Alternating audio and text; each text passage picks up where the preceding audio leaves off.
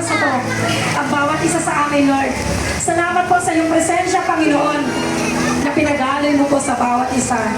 Lord, salamat po sa pananahan ng iyong Santong Espiritu sa lugar na to, Panginoon. Kami walang ibang nais gawin sa mga oras na to, Panginoon, kundi maitanghal ang dakila mong pangalan, kundi maitaas ka, Panginoon, sa lugar na to at sa aming mga buhay. Wala kaming gustong akinin sa mga oras na ito, Panginoon, kundi ang mapapurihan ka, sambahin ang dakila mong pangalan, at pasalamatan ka ng buong puso sa bawat isa. Maraming salamat po.